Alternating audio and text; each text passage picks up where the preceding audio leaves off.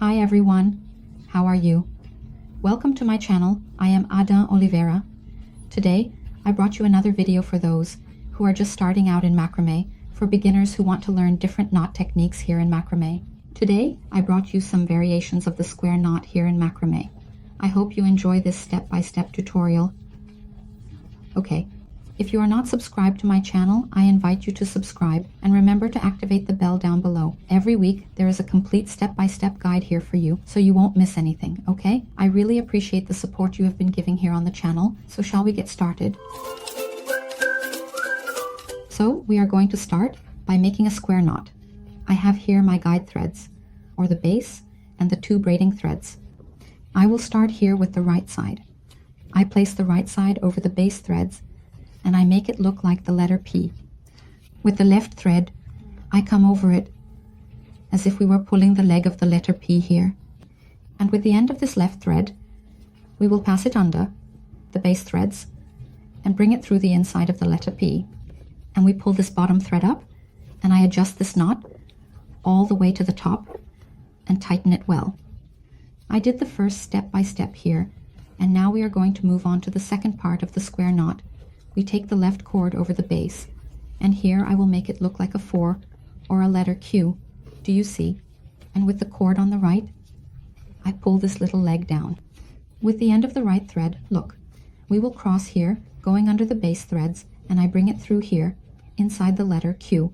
And look, I pull, and bring this little knot until it adjusts. The square knot, we always alternate between starting on the right and starting on the left. And here, look, we already start to repeat the same pattern. Look, in making the letter P. I pull the little leg of the letter P here, pass the left thread underneath, and bring it through. I take the knot up to the top, and I continue doing the same thing here. Now with the left side, look, I make a 4 with a Q, and with the right thread, we come underneath here, and bring it through, inside, and I adjust it well. And the first variation we are going to make now of the square knot will be the butterfly knot.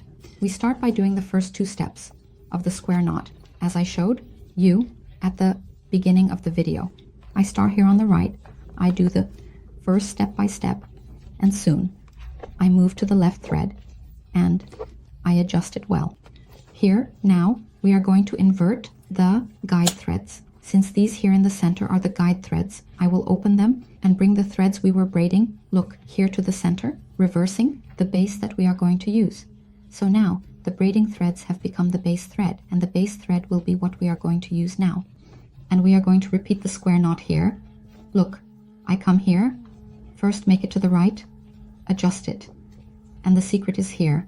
Look, we are not going to bring the knot up to meet the one above. We are going to leave a space between the two. Look, so this first one I made on the right, we don't adjust. The second knot is the one we will tighten well so it doesn't come loose. So I just did it here with the one on the left. And with this one, we can adjust. You can use either a ruler to measure the distance from one to the other, or your own fingers, as you go through the step-by-step process. Okay, so here I made the first one, and now to make the second, it's the same thing. We will reverse the braiding base. So I open the base threads here, bring the ones I was using back to the center once again. And look, these threads are the ones that will be braided. And once again, I repeat here, making the square knot. Okay, remember that the first knot will always be looser. I don't adjust it. I bring it here to the measurement that I made for the first one. And the second knot, which I'm making here with the left thread, look, this is the one that I'm going to adjust so that this knot here stays tight and doesn't come loose. And the second variation we are going to make of the square knot is the spiral knot, okay? We start with the right thread, making the first step of the square knot, which would be, in this case, the letter P. I pass my left thread underneath, bring it through here, and adjust. And here now, the second step is not to repeat it with the left side. We continue using the right thread. So, here, in this case, we are going to do a half square knot, because we will repeat the same step-by-step process, always with the right thread. Continue here. And it is this step-by-step process that will create the spiral effect in our bracelet, or in the work we are doing, which is also known as the DNA knot. It creates a spiral that closely resembles the design we see of DNA.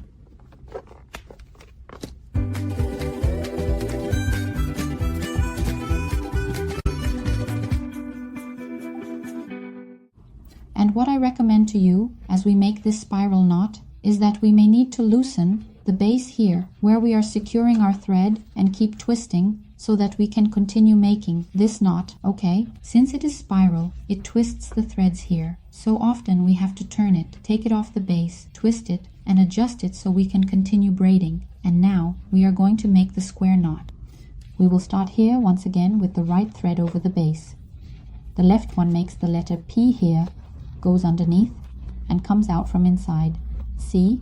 From bottom to top. I bring my knot up here, and now I'm going to use the left thread, but I'm not going to pass it over the base. It's going to come under the base. Okay, so he will come here from underneath, and the right thread, look, will come and make the letter Q here, bringing it under the base, under the left thread.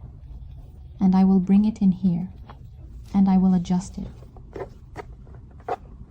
Once again, I will do it with the right one. The right one goes over, just like in a normal square knot. The left one goes over it. I make the P. I pass the tip of the thread here underneath. I bring it through here. I will adjust this knot all the way up. And now, with the thread from the left, I go underneath this one, which is the different part of this knot. I come here from below with the right thread. I pull the little piece of the letter Q here.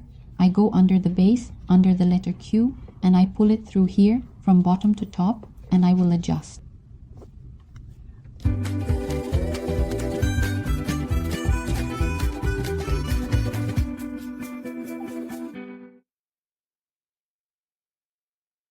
The last variation that I will show you here of the square knot is the bubble point or the popcorn point that we make from the square knot. Here we are going to start by making a sequence of square knots.